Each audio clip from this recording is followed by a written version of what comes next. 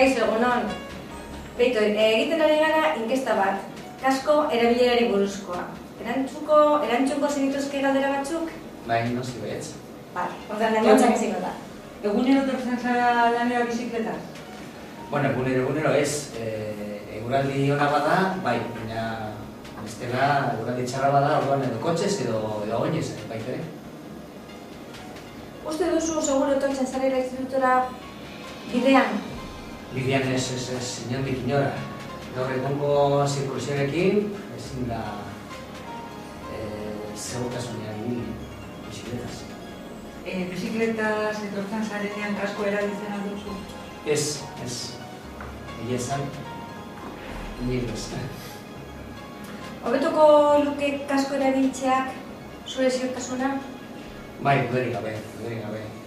Ikusten da nola txirrindulariak garela pizka bat zirkulazioan aurrenak, no? Kaskoaren erabilpenari buruzko arautegia ondo ezagutzen alduzu? Ez, egia esan ez.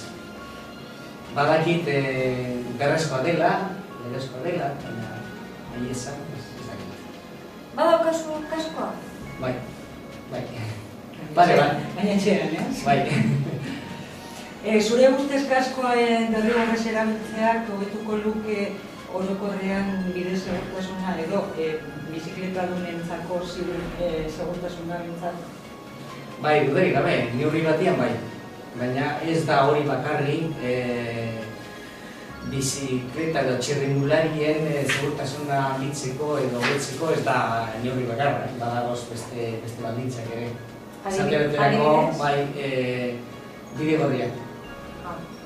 Nik ikusten dut ezinbestekoa dela bide gorria zabaltzea eta gehiago egitea eta komunikatzeko herrien artean eta hori da nire ustez ez bakarri bizikleta edo txirrindularien segurtasuna bitzeko, baizik eta garraioaren modu berri bat edo Mila esker gure galderei erantzuteagatik. Eskerrik asko.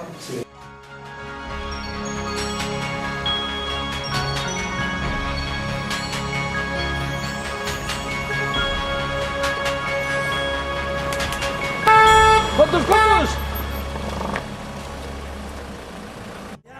Cedro voy para Marcané, llego a Puerto, voy para Mayarín.